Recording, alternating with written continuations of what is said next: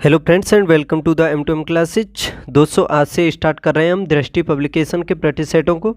इसमें कुल 10 practice set हैं और जब तक एग्ज़ाम होगा उससे पहले ही करा दूंगा सभी को 10 को। समझ सकते हो काफ़ी महत्वपूर्ण प्रैक्टिस सेट हैं ये सभी, और इसमें सामान्य अध्ययन के क्वेश्चन होंगे और 2 घंटे का समय मिलता है। इसमें 200 क्वेश्चन आते हैं टोटली। सभी को पता होगा जनरल स्टडीज़ का पहला पेपर होता है और इसमें नेगेटिव मार्किंग जो होती है 1/3 की होती है, तो इसके बारे में भी पता होगा। अब देर ना करते हुए पहला क्वेश्चन देखते हैं, काफ़ी इंपॉर्टेंट है ये प्रैक्टिस सेट। तो देखो, एशियाई खेल 2022 के संबंध में निम्नलिखित कथनों पर विचार करना है आपको। पहले क्वेश्चन में जो एशियाई खेल 2022 में खेले गए उसके बारे में पहला कथन है इसमें, यह एशियाई खेलों का 19वां संस्करण था क्या। दूसरा कथन है इसमें, भारतीय एशियाई खेलों में भारत ने एशियाई खेलों में कुल 107 पदक जीत करके तालिका में तीसरा स्थान प्राप्त किया था। तो देखो ये तो गलती है, तीसरा नहीं, भारत का स्थान था इसमें चौथा। और अब देखना है इसमें कौन सा सही है, पहला, दूसरा या दोनों। तो देखो ये जो संस्करण खेला गया था ये 19वां संस्करण था एशियाई खेलों का, ठीक है। और ये चीन के जहांगझोउ शहर है चीन का, उसमें खेले गए थे ये 23 सितंबर से लेकर के 8 अक्टूबर तक 2023 में, ठीक है। भारत ने इसमें कुल 107 पदक जीते थे, जिसमें कुल देखा जाए तो 28 तो स्वर्ण पदक थे भारत के, 38 इसमें रजत पदक थे और 41 थे कांस्य। तो समझ सकते हो कुल 107 पदक जीते थे भारत ने। और इसमें तालिका में पहले स्थान पर 201 स्वर्ण पदकों के साथ चीन पहले स्थान पर रहा था और उसने कुल 383 पदक जीते थे, याद रखना। दूसरे स्थान पर इसमें जापान रहा था और तीसरे पर दक्षिण कोरिया रहा था। तो उस हिसाब से समझ सकते हो इसमें सेकंड तो स्टेटमेंट गलत हो जाएगा, केवल एक सही है इसका। तो आंसर होगा ऑप्शन ए, केवल एक, ठीक है। अब देखते हैं क्वेश्चन नंबर सेकंड।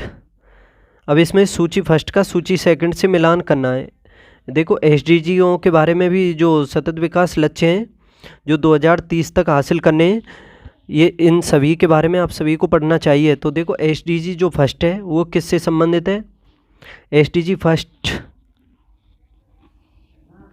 तो समझ सकते हो SDG जो फर्स्ट दिया हुआ है शून्य गरीबी यानी निर्धनता नहीं, तो पहले का तो हो जाएगा 2, पहले का मिलान क्या होगा 2। और देखो SDG जो 3 है वो संबंधित है अच्छा स्वास्थ्य और कल्याण से संबंधित है, अच्छा स्वास्थ्य एवं कल्याण से संबंधित है। और जो SDG 4 है ये है गुणवत्तापूर्ण शिक्षा से, चारों दिशाओं में फैलाएंगे गुणवत्तापूर्ण शिक्षाओं को, तो उस हिसाब से याद कर सकते हो। और देखो SDG 6 को आप कैसे याद कर सकते हो, सुबह 6 बजे और शाम को 6 बजे स्वच्छ जल आता है, ठीक है। तो उसी हिसाब से स्वच्छ जल एवं स्वच्छता, तो इसमें क्या होगा, ए का होगा 2, बी का होगा 1, 3 का होगा 3 और 4 का डी का होगा 4, 2 1 3 4 होगा इसका सही जवाब, 2 1 3 4। तो इसका ऑप्शन सी सही हो जाएगा। क्वेश्चन नंबर 3 देखते हैं। अब इसमें भी आपको शायद मिलान ही करना है। देखो एक साइड में दिया हुआ है रामसर स्थल और एक साइड में राज्य। भोज आर्द्र भूमि कहाँ पर पड़ती है, तो देखो भोज आर्द्र भूमि जो है ये मध्य प्रदेश में है। और रुद्र सागर झील कहाँ पर है, रुद्र सागर झील, तो देखो ये जो रुद्र सागर झील है ये त्रिपुरा में स्थित है, कहाँ पर, त्रिपुरा में।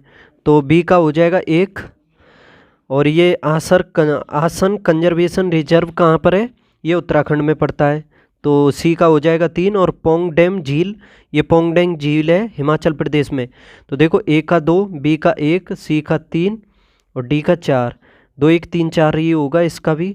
तो सही जवाब कौन सा हो जाएगा इसका, क्वेश्चन नंबर 3 का ऑप्शन बी, क्वेश्चन नंबर 3 का आंसर हो जाएगा ऑप्शन बी। नेक्स्ट देखते हैं। अब मानव सदृश्य लघुत्तम कपि है, देखो काफ़ी अच्छा क्वेश्चन है ये, मानव सदृश्य लघुत्तम जो कपि है इसमें ये पूछा है। तो देखो प्राणी जगत में आपने पढ़ा होगा होमिनोइडेया जो महापरिवार की सदस्य जातियों के बारे में पढ़ा होगा, उन्हीं को कपि कहा जाता है। और इनकी 2 मुख्य शाखाएं हैं, जैसे एक है हीन कपि और एक है महाकपि। हीन कवि क्या होते हैं, या छोटे यानी लघुत्तम आकार के कवि होते हैं, जैसे गिबन होता है।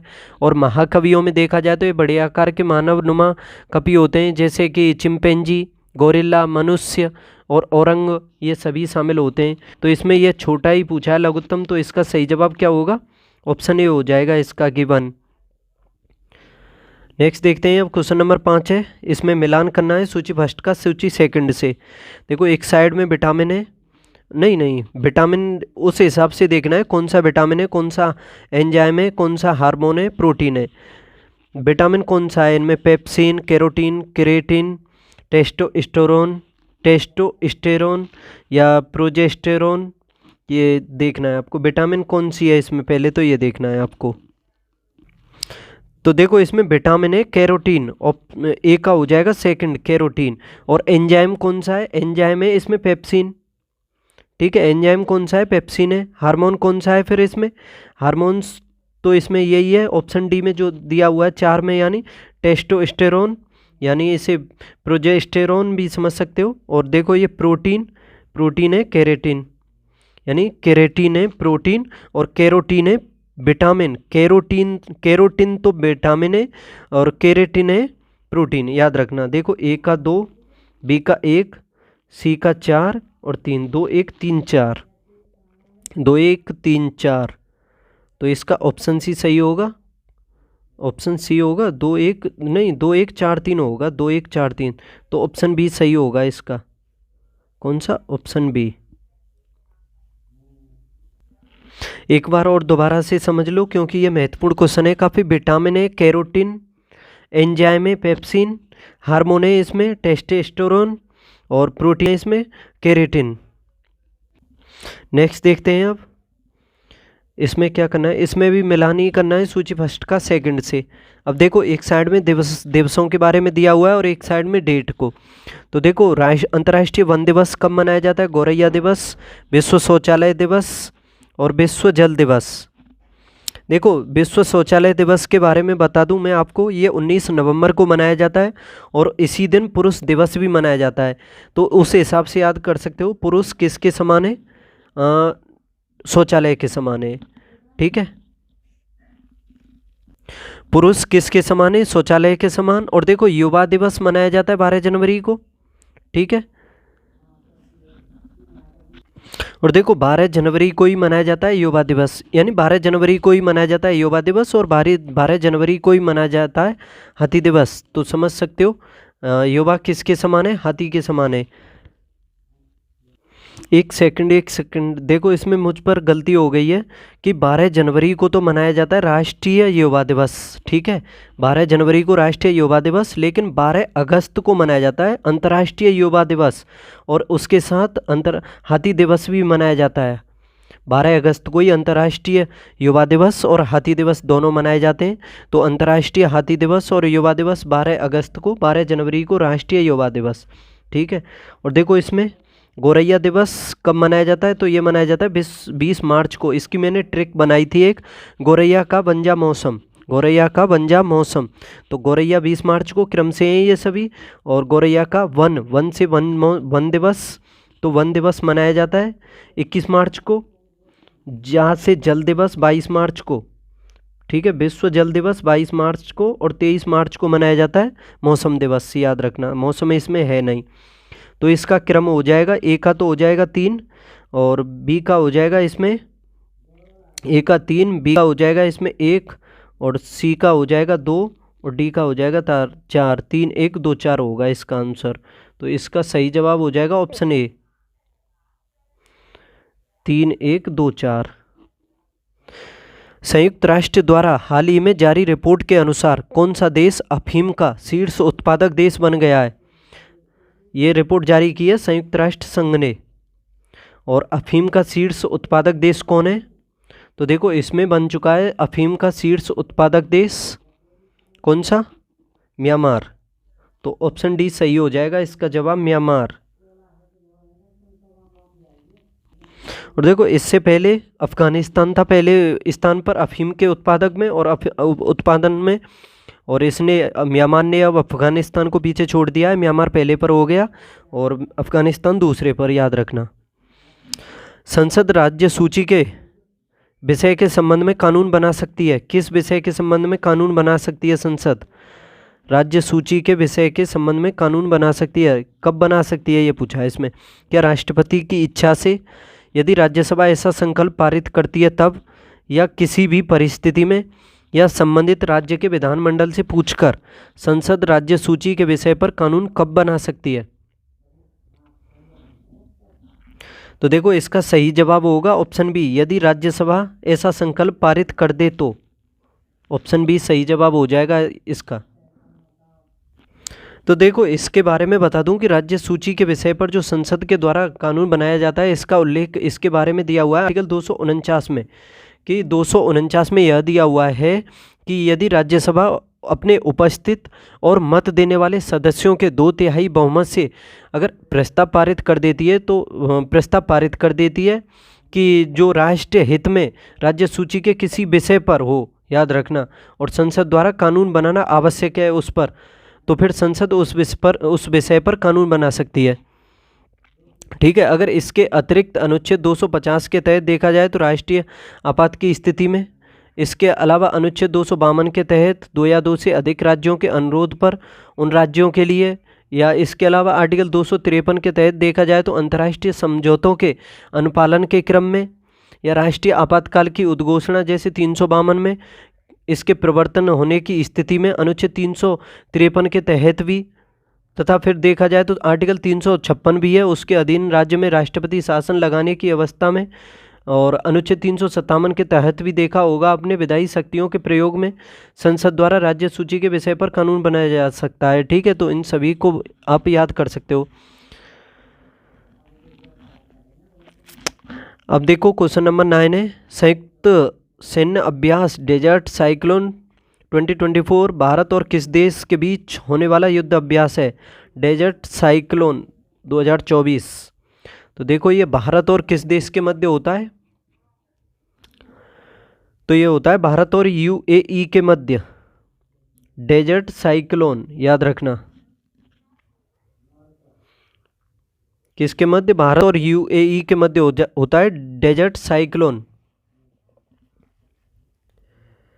और ये भी पूछा जा सकता है कि इसका ये जो 2024 में आयोजन हुआ है कहाँ पर हुआ है डेजर्ट साइक्लोन का? तो देखो इसका जवाब याद रख लेना, ये थार यानी जो राजस्थान का थार मरुस्थल है उसमें हुआ है। ठीक है, बीकानेर क्षेत्र में, और एक महाजन फील्ड फायरिंग रेंज है उस क्षेत्र में हुआ है। नेक्स्ट देखो अब, रुधिर वर्णिका यानी हीमोग्लोबिन के संबंध में निम्नांकित कथनों पर विचार कीजिए तथा नीचे दिए गए कूट से सही उत्तर चुनिए। रुधिर वर्णिका हीमोग्लोबिन के संबंध में अब देखना है, पहला है इसमें लोहा होता है क्या? एक सेकंड देख लेता हूँ। अच्छा, इसमें लोहा होता है क्या? तो देखो हीमोग्लोबिन में यानी रुधिर में पाई जाती है, और रुधिर में लोहा होता है, तो पहला तो ये सही होगा। और यह रक्त को लाल रंग भी प्रदान करता है, और यह कुछ रोगों के प्रति प्रतिरक्षा प्रदान करता है क्या?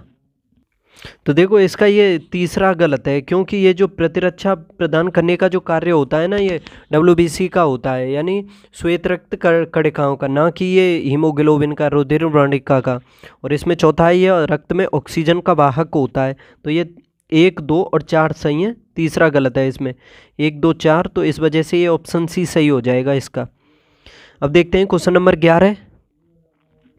इसमें एक साइड में बीमारी का नाम दिया हुआ है और एक साइड में ये दिया हुआ है कि किसकी वजह से बीमारी होती है, वाहक के बारे में। देखो फ्लैग जो बीमारी होती है किसकी वजह से होती है? एडस किसकी वजह से? और गंजापन और मलेरिया। देखो गंजापन जो होता है ये कवक की वजह से होता है, याद रखना। गंजापन किसकी वजह से होता है? कवक की वजह से।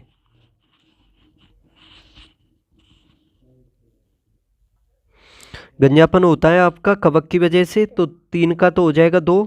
मलेरिया जो होता है, ये मलेरिया किससे होता है? मलेरिया होता है प्रोटोजोआ से, याद रखना, प्रोटोजोआ से।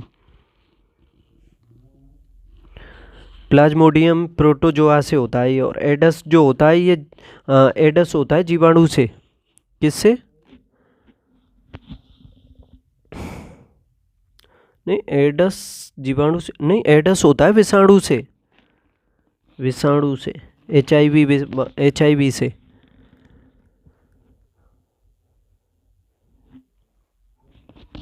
और ये आपका फ्लैग ये जीवाणु से होता है। तो इसका एक का तो हो जाएगा 4, 3 का 2 का हो जाएगा 3, और 3 का 2, और डी का 1, 4 3 2 1, 4 3 2 1, तो इसका ऑप्शन डी सही है। क्वेश्चन नंबर 11 का आंसर हो जाएगा ऑप्शन डी। 12 देखते हैं, निम्नलिखित में से जैव अपघटनीय प्रदूषक है। निम्नलिखित में से जैव अपघटनीय प्रदूषक कौन सा है? कागज, एस्बेस्टस, कागज, पारा, पॉलीथीन, एस्बेस्टस और लकड़ी, कागज, सीवेज। यानी जो अपघटन, जिसका अपघटन नहीं होता है, ऐसा कौन सा है जैव प्रदूषक? तो देखो इसमें लकड़ी का हो जाता है, कागज का भी हो जाता है, कागज इसमें दिया हुआ है, लेकिन इसमें जो ऑप्शन लकड़ी का हो जाएगा। क्या पूछा है इसमें? ये तो देखो यही पूछा है इसमें, जिसका अपघटन हो जाता है, याद रखना। ठीक है, कैसे समझ सकते हो? ये जैव अपघटनीय प्रदूषक किसे कह सकते हो? वह प्रदूषक जिनका सूक्ष्म जीवधारियों द्वारा पूर्ण विघटन किया जा सकता है, तो उन्हें हम जैव अपघटनीय प्रदूषक कह सकते हैं। और इसमें जैसे कि आप लकड़ी को भी शामिल कर सकते हो, कागज़ को भी शामिल कर सकते हो और सीवेज को भी शामिल कर सकते हो। तो इसका सही जवाब तो हो जाएगा ऑप्शन डी। लेकिन ये जो पॉलीथीन, एस्बेस्टस, ये जो होते हैं ना, और ये पारा, ये जो होते हैं, ये नॉन अपघटनीय होते हैं, यानी इनका अपघटन नहीं हो सकता है, याद रखना। क्वेश्चन नंबर 13 देखो, इसमें एक साइड में रामसर स्थल है और एक साइड में राज्यों के नाम है। समसपुर पश्चिम बिहार कहाँ पर है? समसपुर, देखो समसपुर पश्चिम बिहार जो है ये रायबरेली में है और ये उत्तर प्रदेश में पड़ता है, याद रखना। और ये कुथनकुलम पक्षी अभयारण्य कहाँ पर है? तो इस टाइप के नाम कहाँ मिलते हैं आपको पता ही होगा, तमिलनाडु में मिलते हैं। तो दूसरा इससे हो जाएगा। सिरपुर आर्द्रभूमि कहाँ पर है? सिरपुर आर्द्रभूमि है मध्य प्रदेश में और पाला आर्द्रभूमि मिजोरम में। तो इसका तो मिलान दिया हुआ है क्रम से ही, 1 2 3 4 हो जाएगा। इसका ऑप्शन ए सही है, 1 2 3 4। दोबारा देख लो वैसे याद करने के लिए। समसपुर पश्चिम बिहार कहाँ पर है? उत्तर प्रदेश के रायबरेली में। और कुथनकुलम पक्षी अभयारण्य कहाँ पर है? तमिलनाडु में। सिरपुर आर्द्रभूमि मध्य प्रदेश में। पाला आर्द्रभूमि ये मिजोरम में पड़ती है। देखो उत्तर प्रदेश के ये कुछ पक्षी बिहार भी बता दूं आपको, जैसे एक नवाबगंज है जिसका अब नाम हो गया है शहीद चंद्रशेखर आज़ाद पक्षी अभयारण्य, ये उन्नाव में पड़ता है। और देखो एक समन, उसको मैंने मैन में मन आ रहा है उस हिसाब से याद किया था। समन पक्षी विहार है मैनपुरी में। ओखला कहाँ पड़ता है? गौतम बुद्ध नगर में। और बखीरा पक्षी विहार है ये संत कबीर नगर में, बस्ती क्षेत्र में, बस्ती में पड़ता है। ठीक है। और पार्वती अर्गा जो है ये गोंडा में पड़ता है। लाख बहूसी भी पूछा जाता है तो ये कन्नौज में पड़ता है, याद रखना। और देखो एक और है आपका सांडी पक्षी विहार, वो हरदोई में पड़ता है। सूर सरोवर झील यानी ये कहाँ पड़ती है? कीतम झील आगरा में पड़ती है। और शेखा झील भी पूछी जाती है, ये अलीगढ़ में पड़ती है। ठीक है, तो इन सभी को आप रट लेना। नेक्स्ट देखते हैं आप, US ओपन टेनिस 2023 के संदर्भ में कथनों पर विचार करना है। देखो आपको पता होगा 4 ग्रैंड स्लैम खेले जाते हैं। पहला होता है ऑस्ट्रेलियन ओपन, दूसरा होता है फ्रेंच ओपन, तीसरा होता है विंबलडन और चौथा होता है US ओपन। तो इसमें अब US ओपन जो 2023 है उसके बारे में देखना है। इसका महिला एकल का विजेता कोको गॉफ ने अन्ना डानलिना को पराजित किया था क्या? तो देखो इसके पहले के बारे में बता दूं आपने, इसमें विजेता तो ये अमेरिका की हैं, कोको गॉफ यही रही थी, लेकिन इसमें उपविजेता रही थी एरेना सबालेंका जो बेलारूस की हैं। ठीक है, ना कि अन्ना डानलिना। तो पहला तो इसमें गलत हो जाता है। ठीक है, इसकी विजेता कोको गॉफ हैं US 2023 की, और एरेना सबालेंका इसके उपविजेता हैं। पुरुषों में बात की जाए तो पुरुषों में नोवाक जोकोविच विजेता रहे थे, उपविजेता रहे थे डेनियल मेदवेदेव रूस के, और नोवाक जोकोविच हैं सर्बिया के। ठीक है, और रिकॉर्ड 24वीं बार जीता था ये ग्रैंड स्लैम जोकोविच ने। और देखो पुरुष युगल का खिताब USA के राजीव राम तथा ब्रिटेन के जो सेली सबरी ने जीता। तो ये दूसरा तो इसमें सही है, पहला गलत है। तो आंसर हो जाएगा इसका, आंसर होगा इसका ऑप्शन बी, केवल 2।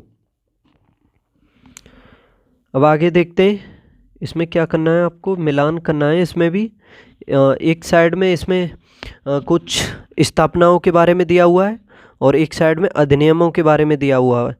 नियंत्रण परिषद की स्थापना किस अधिनियम के तहत की गई थी? नियंत्रण परिषद अधिनियम की। सर्वोच्च न्यायालय की स्थापना किस परिषद अधिनियम के तहत?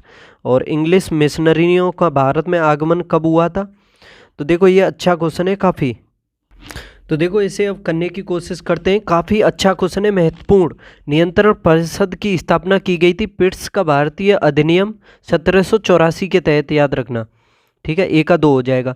और सर्वोच्च न्यायालय की स्थापना नियामक अधिनियम 1773, यानी जो रेगुलेटिंग एक्ट आया था 1773 का वॉरेन हेस्टिंग्स के टाइम में, तो उसी के तहत की गई थी 1774 में। कलकत्ता में एक सर्वोच्च न्यायालय की स्थापना, याद रखना। ठीक है, सर्वोच्च न्यायालय की स्थापना 1774 में की गई थी, 1773 के रेगुलेटिव एक्ट के तहत ही। और देखो इंग्लिश मिशनरियों का भारत में आगमन जो हुआ था ये 1813 के चार्टर अधिनियम के तहत ही हुआ था। और गवर्नर जनरल की परिषद में कानूनी सदस्य की नियुक्ति की गई थी चार्टर अधिनियम 1833 के तहत। ठीक है, तो इसका सही जवाब होगा, ए का तो होगा 2, बी का होगा 1 और सी का होगा 3 और डी का 4। 2 1 3 4 हो जाएगा इसका सही जवाब। तो ऑप्शन बी सही है इसका, 2 1 3 4। नेक्स्ट देखते हैं, इसमें क्या देखना है आपको, कौन सा युग्म सही सुमेलित है ये देखना है। संविधान का दूसरा भाग मौलिक अधिकारों से संबंधित है क्या? देखो संविधान के दूसरे भाग में तो नागरिकताएं, ये जो मौलिक अधिकार हैं ये तीसरे में है, नागरिकताएं दूसरे में, तो याद रखना। तो इस वजह से पहला गलत है। संविधान का तीसरा भाग बता दिया, इस हिसाब से देख सकते हो, तो दूसरा भी गलत है। संविधान का चौथा भाग यानी क भाग मौलिक कर्तव्यों से संबंधित है क्या? और संविधान का पांचवा भाग जो है राज्य के नीति निर्देशक तत्वों से संबंधित है क्या? देखो भाग 4 जो है वो तो राज्य के नीति निर्देशक तत्वों से संबंधित है, और भाग 4 का जो का है वो मौलिक कर्तव्यों से संबंधित है, और इसका आंसर है ऑप्शन सी।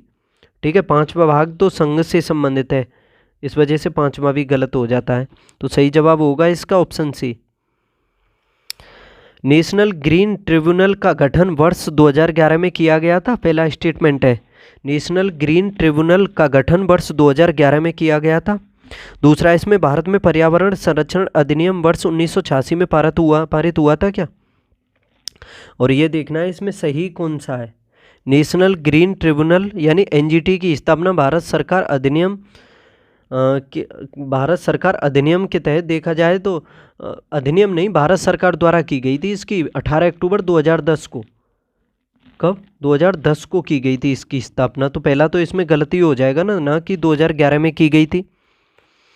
ठीक है, और दूसरा है इसमें भारत में पर्यावरण संरक्षण अधिनियम वर्ष 1986 में पारित हुआ था, तो इसमें दूसरा गलत है। तो अब ये देखना है इसका सही जवाब कौन सा हुआ। फिर आपके सामने क्वेश्चन नंबर 17 का आंसर देखना है, बताओ।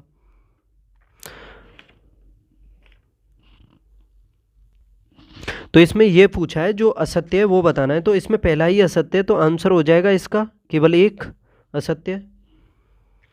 अब देखते हैं क्वेश्चन नंबर 18, भारत में जैव विविधता के तप्त स्थलें यानी हॉटस्पॉट, भारत में जैव विविधता के तप्त स्थल पूर्वी हिमालय व विंध्यन श्रेणी, पूर्वी हिमालय व पश्चिमी घाट, कच्छ का रण व शांत घाटी, लक्षद्वीप व पश्चिमी घाट। तो बताओ कौन से हैं इसमें?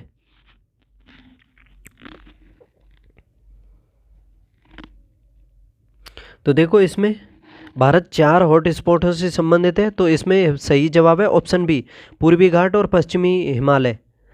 नहीं, पूर्वी हिमालय व पश्चिमी घाट, पूर्वी हिमालय व पश्चिमी घाट, तो ये सही जवाब। और विश्व में देखा जाए तो कितने हैं? ये 36 हैं, याद रखना। हॉटस्पॉट विश्व में पूछे जा सकते हैं, कितने? 36। भारत 4 से संबंधित है, ना कि पूरी कंप्लीटली रूप से वो भारत में कुछ हिस्सा उनका उसमें भी पड़ता है, क्या बोलते हैं, म्यांमार तक जाता है, फिलीपींस तक जाता है, अंडमान निकोबार में भी जाता है, और उसी हिसाब से देखा जाए तो श्रीलंका में भी है। तो चार हॉटस्पॉट हैं भारत में। और देखो चारों के नाम बता देता हूँ आपको। एक है इंडो बर्मा क्षेत्र, एक है आपका हिमालय क्षेत्र, एक है पश्चिमी घाट, और फिर उसमें श्रीलंका का भी क्षेत्र आता है, और एक है आपका सुंडालैंड जो क्षेत्र है यानी निकोबार द्वीप से संबंधित है। तो ये 4 हैं हॉटस्पॉट भारत में। क्वेश्चन नंबर 19 देखो, इसमें मिलान करना है आपको। एक साइड में संस्थान दिए हुए हैं और एक साइड में अनुच्छेद। भारत का नियंत्रण एवं महालेखा परीक्षक यानी CAG संबंधित किससे है? आर्टिकल 148 से है। ठीक है, एक का हो जाएगा 3, और CAG के बारे में आर्टिकल 148 से 151 तक प्रावधान दिए गए। और देखो अंतर्राज्यीय परिषद और प्रशासनिक अधिकरण प्रशासनिक अधिकरणों के बारे में आपने पढ़ा होगा, ये संबंधित है आर्टिकल 323A से। 323A और 323B ये अधिकरणों से ही संबंधित है। संघ लोक सेवा आयोग ये संबंधित है आर्टिकल 315 से। और बचा ये अंतर्राज्य परिषद, ये संबंधित है आर्टिकल 263 से। ए का हो जाएगा 3, बी का 2 और सी का हो जाएगा 4 और डी का हो जाएगा 3 2 4 1 देखना है। 3 2 4 1, तो इसका ऑप्शन ए ही सही है। क्वेश्चन नंबर 20 है, निम्नलिखित में से कौन सा शब्द भारतीय संविधान की प्रस्तावना में उल्लेखित नहीं है? संप्रभुता, लोकतंत्रात्मक, पंथनिरपेक्ष या संघीय? तो देखो, प्रस्तावना जब पढ़ी होगी आपने, संप्रभुता भी है, लोकतंत्रात्मक भी है, पंथनिरपेक्ष भी है, लेकिन संघीय जो शब्द है ये कहीं भी नहीं है भारत के प्रस्तावना में। निम्नलिखित युग्मों में कौन सा सही सुमेलित नहीं है? कौन सा सही सुमेलित नहीं है?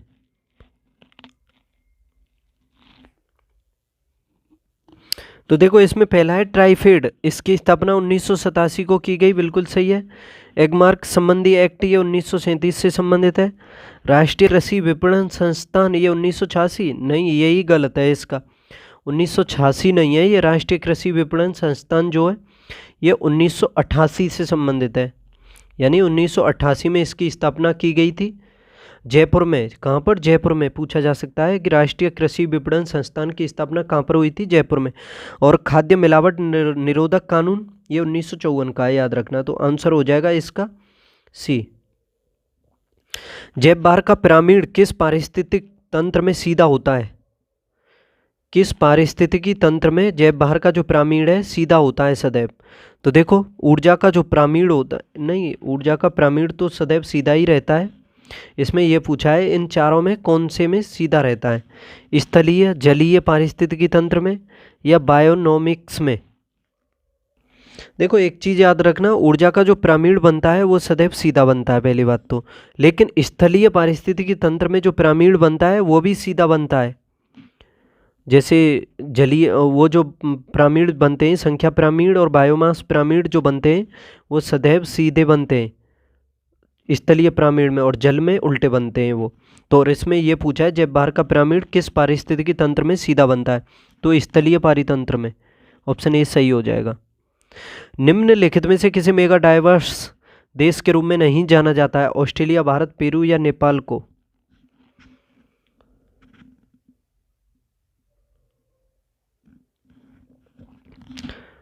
देखो, पहले तो आपको मैं मेगा डाइवर्स देशों के बारे में बता दूं कि मेगा डाइवर्स देश ऐसे देशों का समूह होता है जहां पर सर्वाधिक जैव विविधता पाई जाती है।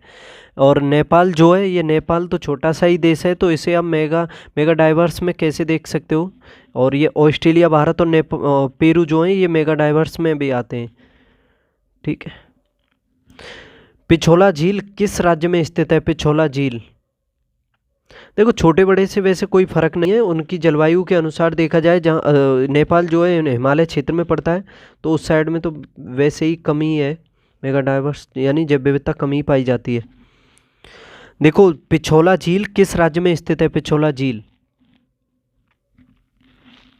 पिछोला झील है राजस्थान, और राजस्थान के उदयपुर में स्थित है। ये भी कहाँ पर है? राजस्थान में। निम्नलिखित में से कौन सा भारत में भाषा के आधार पर बना पहला राज्य है? तो सबसे पहला राज्य कौन सा है? आंध्र प्रदेश है, सबसे पहले बना था आंध्र प्रदेश भारत में, भाषाई आधार पर बना था। और राज्य पुनर्गठन अधिनियम के तहत बना था। ये कब बना था? 1956 में, 1956 में बना था।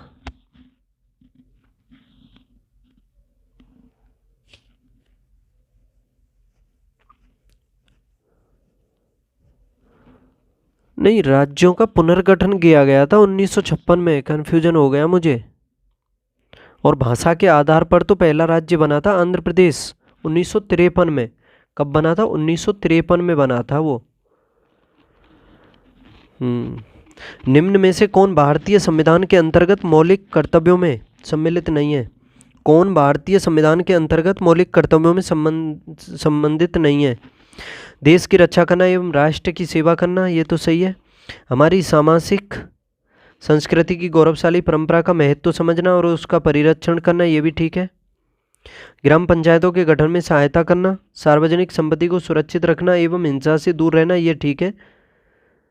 लेकिन ये जो सी दिया हुआ है ये गलत है, ठीक है, ये मूल उसमें मौलिक कर्तव्यों में नहीं है। आगे देखते हैं अब, क्योटो प्रोटोकॉल संबंधित है। क्योटो प्रोटोकॉल, पहली बात तो बता दूं ये हुई थी 1997 में, और मॉन्ट्रियल प्रोटोकॉल कब हुई थी? 1987 में। देखो 1987 में जो मॉन्ट्रियल हुई थी ये तो ओजोन परत से, यानी ओजोन परत के संरक्षण से संबंधित है, और ये जो क्योटो प्रोटोकॉल हुई 1997 में, ये जलवायु परिवर्तन से संबंधित है, ठीक है। और UNFCCC यानी यूनाइटेड नेशन फ्रेमवर्क कन्वेंशन और क्लाइमेट चेंज से संबंधित है, ये याद रखना। तो क्योटो प्रोटोकॉल किससे संबंधित है? जलवायु परिवर्तन से। तो इसका सही जवाब हो जाएगा ऑप्शन सी। परमाणु जिनमें प्रोटॉनों की संख्या समान परंतु न्यूट्रॉनों की संख्या भिन्न भिन्न रहती है क्या कहलाते हैं? वह परमाणु जिनमें प्रोटॉनों की संख्या तो समान रहती है परंतु न्यूट्रॉनों की संख्या भिन्न भिन्न होती है। देखो सम न्यूट्रॉनिक किसको कहेंगे? जिसमें न्यूट्रॉन समान हो, ठीक है। तो सी को तो तुम काट ही दो, और जिसमें प्रोटॉन समान होंगे तो उसको क्या कहेंगे?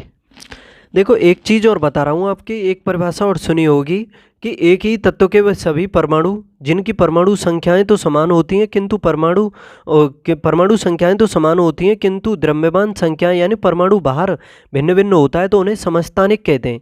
और एक चीज़ समझो कि किसी तत्व के विभिन्न समस्थानिकों की परमाणु संख्या समान होने का यह कारण है कि उसके नाविकों में प्रोटॉनों की संख्या समान होती है किंतु उसमें न्यूट्रॉनों की संख्या भिन्न भिन्न होती है, और इसी वजह से उनकी द्रव्यमान संख्याएं भी भिन्न भिन्न होती हैं, ठीक है। तो ये समस्थानिक ही कहलाते हैं। तो इसका आंसर भी ऑप्शन डी ही हो जाएगा। उत्तर प्रदेश में एक जनपद एक उत्पाद यानी ODOP योजना के आधार पर निम्नलिखित युग्मों में कौन सा एक सुमेलित नहीं है? ODOP योजना के आधार पर एक जनपद एक उत्पाद, अच्छा क्वेश्चन है ये भी काफ़ी। तो देखो बस्ती जो है ये काष्ठ शिल्प से ही संबंधित है, पहला तो ये सही है। प्रयागराज ये मूंग उत्पाद से भी संबंधित है, ये भी ठीक है।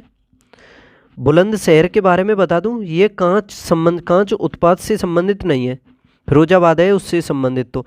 लेकिन बुलंदशहर के बारे में याद रखना ये चीनी मिट्टी के बर्तनों से संबंधित है।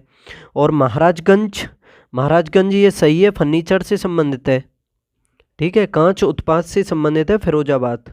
तो इसका आंसर हो जाएगा जो सुमेलित नहीं है वही पूछा है इसमें, ऑप्शन सी। उत्तर प्रदेश के संदर्भ में निम्नलिखित कथनों पर विचार कीजिए। पहला कथन है इसमें, राज्य के कुल भौगोलिक क्षेत्र के 6% से अधिक भाग पर वने हैं क्या? और दूसरा है, उत्तर प्रदेश का न्यूनतम वनावरण वाला जिला भदोही है। देखो काफी अच्छा क्वेश्चन है ये। उत्तर प्रदेश के कुल भौगोलिक क्षेत्र के 6% से अधिक पर वन पाए जाते हैं, पहला सही है इसका। दूसरा है इसमें, उत्तर प्रदेश का न्यूनतम वनावरण वाला जिला भदोही है, तो ये भी ठीक है। और सबसे अधिक जो वनावरण वाला जिला है भारत उत्तर प्रदेश का वो सोनभद्र है, याद रखना। और देखो ये वनों का क्षेत्रफल 6% से अधिक है उत्तर प्रदेश में, लेकिन इसके अलावा वृक्षावरण को भी शामिल करें इसमें तो ये 9.23 के करीब हो जाता है, 23% के करीब, ठीक है, याद रखना। तो इस वजह से ये दोनों ही सही हैं, तो इसका सही जवाब हो जाएगा ऑप्शन सी, 1 और 2 दोनों।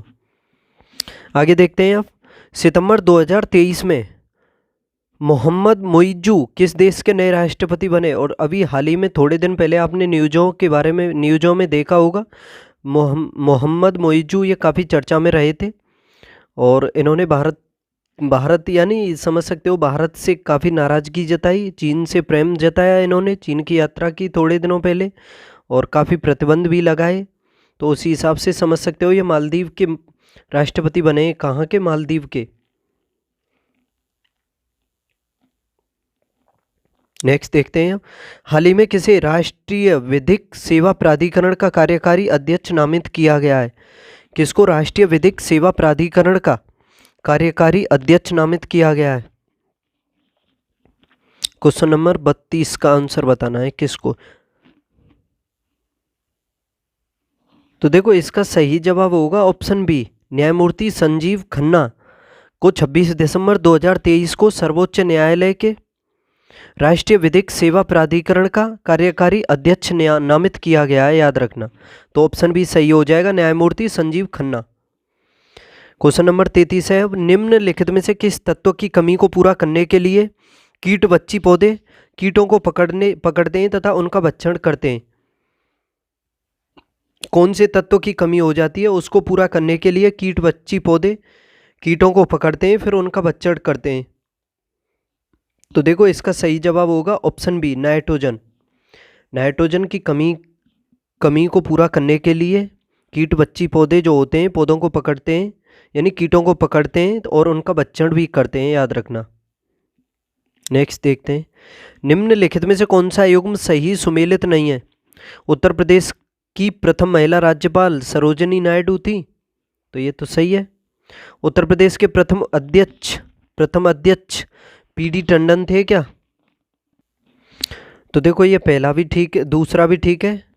उत्तर प्रदेश की पहली महिला मुख्यमंत्री सुचेता कृपलानी, ये भी ठीक है। उत्तर प्रदेश के पहले मुख्यमंत्री संपूर्णानंद नहीं थे, ये थे गोविंद वल्लभ पंत। कौन थे? गोविंद वल्लभ पंत जो थे उत्तर प्रदेश के पहले मुख्यमंत्री थे, और ये डॉक्टर संपूर्णानंद ये उनके पश्चात बने थे मुख्यमंत्री, याद रखना। तो ये सही जवाब हो जाएगा इसका ऑप्शन डी, यही गलत है। निम्नलिखित में से कौन सी एजेंडा 21 की सही परिभाषा है? एजेंडा 21 की, यह मानवाधिकारों की रक्षा हेतु संयुक्त राष्ट्र संघ की कार्य योजना है क्या? दूसरा इसमें यह नाभिकीय निरस्त्रीकरण पर 21 अध्यायों की पुस्तक है क्या? ऐसा पढ़ा है आपने? और तीसरा इसमें यह 21वीं सदी में सतत विकास और विश्व पर्यावरण संरक्षण हेतु एक कार्य योजना है। तो देखो यही सही है इसका ऑप्शन सी। उत्तर प्रदेश की जनजातियों और उनके जिलों के निम्नलिखित युग्मों में से कौन सा सही सुमेलित नहीं है? एक साइड में जनजातियों के बारे में लिखा हुआ है और एक साइड में जिले के बारे में। तो परहिया जनजाति क्या सोनभद्र क्षेत्र में पाई जाती है? सहरैया जनजाति क्या ललितपुर में पाई जाती है? देखकर बताओ। क्या क्वेश्चन नंबर 36 में सी में जो दिया हुआ है अगरिया जनजाति क्या देवरिया में पाई जाती है? अगरिया, तो देखो ये अगरिया जो जनजाति है ना ये पाई जाती है सोनभद्र में, ना कि देवरिया। चेरो ये वाराणसी में पाई जाती है, सहरिया तो ललितपुर में, परहिया ये सोनभद्र में। अगरिया देवरिया अगरिया पाई जाती है सोनभद्र में, और परहिया ये दोनों एक से नाम है। परहिया और अगरिया ये दोनों सोनभद्र में पाई जाती है, और सहरया पाया जाता है ये ललितपुर में, याद रखना। अब देखो इसमें क्या देखना है, मिलान करना है सूची फर्स्ट का सेकंड से। पांडिचेरी पर किसका अधिकार था? गोवा पर किसका था? तो पता ही होगा। देखो गोवा तो आसान है, पुर्तगालियों से आज़ाद किया था पुर्तगालियों से गोवा को। पांडिचेरी पर किसका था फिर? पांडिचेरी फ्रेंच के अधिकार में था। और ट्रांकेबार, ये जो ट्रांकेबार है ये डेनिश यानी डेन जो होते थे, इसका हो जाएगा 4, 3 का 4। और ये जो सद्रास है ये डचों के अधिकार में था। तो ए का 2, बी का 3 और सी का 4 और डी का 1, 2 3 4 1, 2 3 4 1। तो इसका ऑप्शन ए ही सही है बिल्कुल। नेक्स्ट देखते हैं अब दोस्तों। देखो अगर आपको क्वेश्चन अच्छे लग रहे हो और अगर आपको इसकी पीडीएफ चाहिए तो हमारा टेलीग्राम चैनल है M2M क्लासेज नाम से, उसको आप ज्वाइन कर सकते हो और वहाँ पर मिल जाएगी इसकी आपको प्लेलिस्ट, वो जो पीडीएफ है, ठीक है। और डेली आएंगे ये प्रैक्टिस सेट और इसी टाइप के क्वेश्चन आएंगे, तो समझ सकते हो कितने महत्वपूर्ण क्वेश्चन है। तो देखो अब इसमें क्या करना है, इसमें भी मिलान ही करना है। एक साइड में भारत का सुदूरस्थ बिंदु है और एक साइड में उसकी अवस्थिति के बारे में। सुदूरस्थ उत्तरी बिंदु, सुदूरस्थ पश्चिमी बिंदु, सुदूरस्थ दक्षिणी बिंदु और सुदूरस्थ पूर्वी बिंदु। सुदूरस्थ उत्तरी बिंदु यानी भारत के उत्तरी बिंदु को क्या कहते हैं? तो देखो इसको कहते हैं इंद्राकोल, ठीक है। एक का हो जाएगा 3। और जो पश्चिमी बिंदु है उसको क्या कहेंगे? पश्चिमी बिंदु को कहते हैं गोहार मोती, जो गुजरात में पड़ता है, याद रखना, ये हो जाएगा। दक्षिणी बिंदु है इंदिरा पॉइंट, ठीक है, निकोबार में पड़ता है। और ये सुदूरस्थ पूर्वी बिंदु कौन सा है, ये किबुतु है, ये अरुणाचल प्रदेश में पड़ता है। तो एक का हो जाएगा 3, 2 का हो जाएगा 1 और 3 का हो जाएगा 4। 3 1 4 2 देखना है, 3 1 4 2। तो इसका ऑप्शन सी सही है। नेक्स्ट देखो, निम्नलिखित कथनों में से काली मिट्टी के विषय में कौन सा या कौन से कथन सही हैं। यह मृदा दक्कन के पठार के अधिकतर भाग में पाई जाती है। तो देखो पहला तो ये सही है, काली मिट्टी जो है दक्कन के पठार के अधिकतर भाग में पाई जाती है, पहला सही है बिल्कुल। दूसरा है इसमें इस मृदा में फास्फोरस, नाइट्रोजन और जैव पदार्थों की अधिकता होती है। तो देखो ये पहला गलत, दूसरा गलत है, क्योंकि जो भारत की मृदा है ना, तरह तरह की जो मृदाएं जैसे काली, लाल, जलोढ़, लेटराइट वगैरह जितनी भी मृदाएं हैं सभी में नाइट्रोजन की कमी पाई जाती है अधिकतर, फास्फोरस की भी अधिकतर कमी पाई जाती है। तो उस हिसाब से दूसरा गलत हो जाएगा, ओनली इसका पहला ही सही है। नेक्स्ट देखते हैं, 12 अक्टूबर 2023 को जारी वैश्विक भूख सूचकांक 2023 के संदर्भ में निम्नलिखित कथनों पर विचार कीजिए। 12 अक्टूबर 2023 को जारी वैश्विक भूख सूचकांक 2023 के संदर्भ में निम्न कथनों पर विचार करना है। यह सूचकांक कंसर्न वर्ल्ड वाइड तथा वेल्ट हंगर हेल्प द्वारा संयुक्त रूप से जारी किया जाता है क्या। तो देखो इसके बारे में बता दूं, यह जो सूचकांक है वैश्विक भूख सूचकांक, ये कंसर्न वर्ल्ड वाइड और वेल्ट हंगर हेल्प इन दोनों के द्वारा ही जारी किया जाता है। इसमें देखा जाए तो कुल 122 देश शामिल किए गए हैं। भारत का इसमें इस जो पॉइंट स्थानों में देखा जाए तो 28.7 रहा है भारत का स्कोर इसमें, और कुल भारत इसमें 111वें स्थान पर रखा है इसमें। ठीक है, वैश्विक भूख सूचकांक में कौन से स्थान पर, भारत 11वें पर। और देखो भारत के पड़ोसियों के बारे में भी जान लो, इसमें श्रीलंका 60वें स्थान पर है और नेपाल है 69वें पर, और चाइना के कौन से स्थान पर है इसका आपको बताना है। और पाकिस्तान, देखो पाकिस्तान भी बेहतर स्थिति में है इसमें भारत से, 102वें स्थान पर है। और सबसे खराब स्थान पर कौन सा है इसमें, अफ्रीकी गणराज्य, मध्य अफ्रीकी गणराज्य 125वें पर, मेडागास्कर 24 पर, 124 पर, और यमन है 123 पर।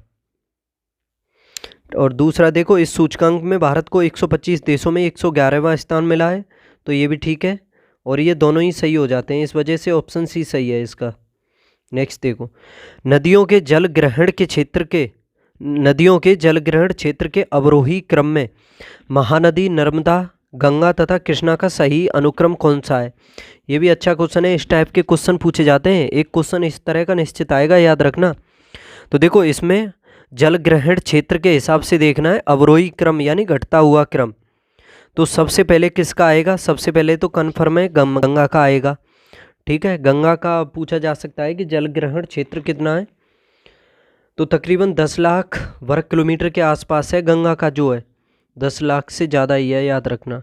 ठीक है, सबसे पहले तो गंगा आएगा, पहला तो काट ही दो इसमें ऑप्शन। ठीक है, गंगा के बाद कौन सा आएगा ये देखना है इसमें। तो देखो गंगा के बाद इसमें नर्मदा, गंगा, कृष्णा, महानदी, तो इसमें कृष्णा का आएगा, गोदावरी होती तो गोदावरी का पहले आ जाता। गंगा के बाद कृष्णा कौन से में, तो एक में ही है ओनली, ऑप्शन बी सही हो जाएगा इसका। ऑप्शन बी, गंगा के बाद है कृष्णा, फिर है महानदी और फिर है नर्मदा। ठीक है, तो ऑप्शन बी सही है इसका जवाब। 1930 के दशक में देश के विभिन्न भागों के भिन्न भिन्न नेताओं द्वारा किसान आंदोलन चलाए गए थे, उनके प्रभाव क्षेत्रों से सुमेलित कीजिए। देखो सहजानंद सरस्वती ने कहाँ पर चलाया था किसान आंदोलन, सहजानंद सरस्वती ने, तो देखो इन्होंने जो चलाया था बिहार क्षेत्र में चलाया था। ठीक है, तो ये तो संबंधित हो जाएंगे, पहले का हो जाएगा 1 का 3, सहजानंद सरस्वती ये बिहार से संबंधित हैं। और खुदाई खिदमतगार के बारे में भी याद रख लो, खुदाई खिदमतगार का सही जवाब क्या होगा, तो देखो इनका जवाब होगा ये NWFP यानी पश्चिमोत्तर सीमांत प्रांत जो हैं उससे संबंधित हो जाएगा ये। तो एक का बी का हो जाएगा 4। स्वामी रामानंद ये भी पूछे जा सकते हैं, इनका संबंध किससे है? स्वामी रामानंद ये किस क्षेत्र से संबंधित है? तो देखो ये जो स्वामी रामानंद है ये हैदराबाद क्षेत्र से संबंधित है। और ये अब्दुल हमीद खां ये दक्षिणी असम क्षेत्र से संबंधित है। तो सही जवाब देखो, ए का 3, बी का 4 और सी का 1। 3 4 1 2, तो ऑप्शन बी इसका सही हो जाएगा, 3 4 1 2। नेक्स्ट देखना है अब, भारतीय राष्ट्रीय आंदोलन से जुड़ी निम्नलिखित घटनाओं को उनके कालानुक्रम में क्रमबद्ध कीजिए।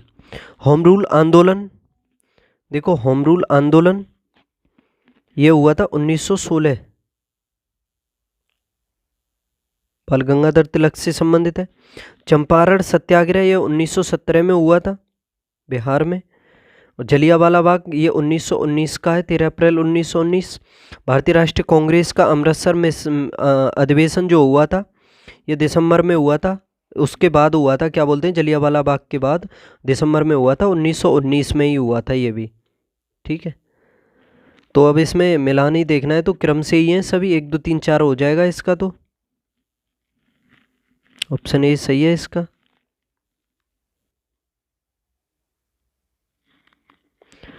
नहीं, दोबारा देखते हैं इसमें। इसका पहला देखो, 1 सेकंड,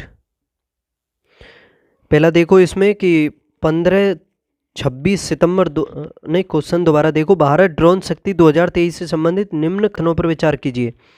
25-26 सितंबर 2023 के मध्य इसका आयोजन ग्वालियर में किया गया। नहीं, ये पहला गलत है, क्योंकि इसका जो आयोजन किया गया है हिंडन वायु स्टेशन है गाजियाबाद में, उत्तर प्रदेश में, उस पर किया गया है इसका आयोजन। ठीक है, तो पहला ये गलत है। और इसका आयोजन भारतीय वायुसेना और DRDO द्वारा संयुक्त रूप से किया गया क्या? दूसरे का। तो देखो इसका ये दूसरा भी गलत है, क्योंकि जो इसका आयोजन है भारतीय वायुसेना तथा ड्रोन फेडरेशन ऑफ इंडिया है, यानी DEI भी कह सकते हो, इन दोनों के द्वारा संयुक्त रूप से किया गया है इसका। ठीक है, तो ये गलत हो जाएंगे दोनों ही। इसका सही जवाब होगा ऑप्शन डी, ना तो 1 और ना ही 2। क्वेश्चन नंबर 45 है, अब निम्नलिखित वक्तव्यों पर विचार कीजिए तथा सही उत्तर का चयन कीजिए। पहला है इसमें कथन, शीत ऋतु में भारत में उत्तर पूर्वी व्यापारिक पवनें प्रवाहित होती हैं क्या? उत्तर पूर्वी व्यापारिक पवनें प्रवाहित होती हैं क्या शीत ऋतु में? और कारण है इसमें, इन पवनों के प्रभाव से देश के अधिकतर भाग में आर्द्र मौसम रहता है। देखो इसके बारे में, यानी कथन और कारण से संबंधित कुछ आपको जानकारियां बता दूं मैं, जैसे कि देखो शीत ऋतु में देखा जाए तो भारत में उत्तर पूर्वी जो व्यापारिक पवनें चलती हैं, यानी मानसूनी पवनें जो चलती हैं वो प्रवाहित होती हैं। ठीक है, ये तो सही है। और ये जो पवनें चलती हैं ना, ये स्थल से समुद्र की ओर चलती हैं। किससे? स्थल से समुद्र की ओर, याद रखना।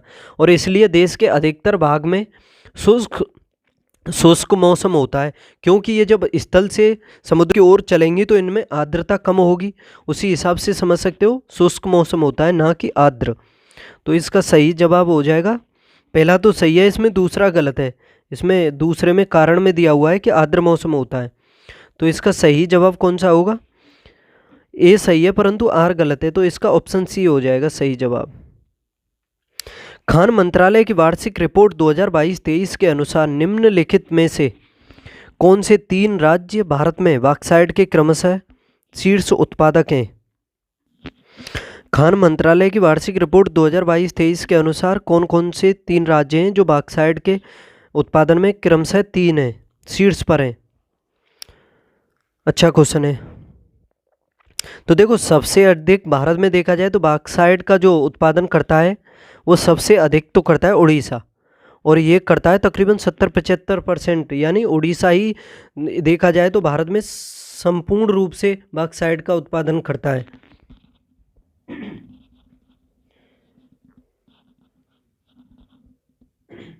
यानी 3/4 के करीब 3/4 के करीब बॉक्साइट का उत्पादन उड़ीसा करता है अकेला, तो पहले पर तो उड़ीसा आएगा इसमें। अब देखना है आपको ऑप्शन में पहले में उड़ीसा किस में है, तो देखो 1 और सी तो कट गए। ठीक है, दूसरे पर करता है आपका गुजरात, तकरीबन 9% के करीब। गुजरात कौन से में है? तो ऑप्शन डी इसका आंसर ही हो जाएगा। फिर झारखंड है एक, वो करता है 8% के करीब। एक निश्चित आकृति में व्यवस्थित ताराओं का समूह कहलाता है। एक निश्चित आकृति में व्यवस्थित ताराओं के समूह को क्या कहा जाता है? आकाशगंगा, नक्षत्र, एंड्रोमीडा, सौरमंडल।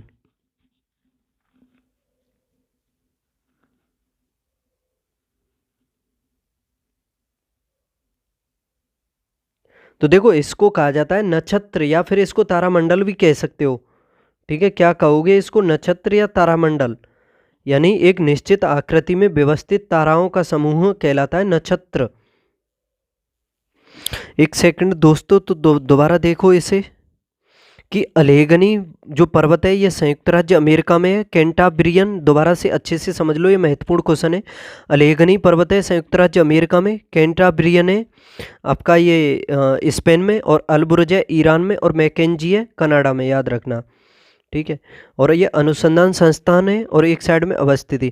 केंद्रीय पक्षी अनुसंधान संस्थान इज्जतनगर बरेली में है, और केंद्रीय बकरी ये मथुरा में है। चारागाह एवं चारा अनुसंधान संस्थान है झांसी में। केंद्रीय गौवंश अनुसंधान संस्थान है मेरठ में। ठीक है, और अब है आपके सामने ये आज का लास्ट क्वेश्चन। भारत की झीलों के बारे में निम्नलिखित में से कौन सा या कौन से कथन असत्य हैं? देखो इसमें पहला है कि कोलेरू झील आंध्र प्रदेश राज्य में स्थित है। तो देखो पहला तो इसमें सही है, आंध्र प्रदेश में ही है। पुलिकट झील भी है आपकी आंध्र प्रदेश में, आंध्र प्रदेश और तमिलनाडु की सीमा पर स्थित है, याद रखना। और ये कोलेरू झील है आंध्र प्रदेश में, यानी पूरी तरह से कोलेरू झील आंध्र प्रदेश में है, और जो पुलिकट झील है वो आंध्र प्रदेश और तमिलनाडु की सीमा पर है। और देखो बेबनाथ झील ये केरल की सबसे बड़ी झील है, ये भी ठीक है। चिल्का झील उड़ीसा राज्य में स्थित खारे पानी की लेगून झील है, ये भी ठीक है। और देखो चौथा है इसमें पुलिकट झील तेलंगाना और आंध्र प्रदेश की सीमा पर स्थित है, तो इसमें यह गलत है। ये किसकी सीमा पर स्थित है? पुलिकट जो झील है आंध्र प्रदेश और तमिलनाडु की सीमा पर, याद रखना। और इसमें जो देखा जाए तो श्रीहरिकोटा जो द्वीप है इसे बंगाल की खाड़ी से अलग करता है, याद रखना। तो इसका सही जवाब हो जाएगा, कौन सा गलत है, क्या पूछा है इसमें, कौन सा असत्य है? तो ऑप्शन डी हो जाएगा इसका सही जवाब, केवल 4। तो दोस्तों इस तरह से आज का प्रैक्टिस सेट कंप्लीट होता है। 85 क्वेश्चन है इसमें, और अगर अच्छे लगे हों आपको, महत्वपूर्ण आपको लगता हो कि ये क्वेश्चन एग्जाम में आ सकते हैं और कम समय में आपको पढ़ना हो इन सभी को, तो आप PDF भी पढ़ सकते हो इसकी, और टेलीग्राम चैनल पर मिल जाएगी आपको, M2M क्लासेज नाम से ही है वो। ठीक है, तो पढ़ते रहो, कल भी आएगा इसका प्रैक्टिस सेट, इसी तरह से डेली आएगा। पढ़ते रहो, बाय। चैनल सब्सक्राइब कर लो, क्वेश्चन अच्छे लगे हों तो लाइक शेयर भी कर दो।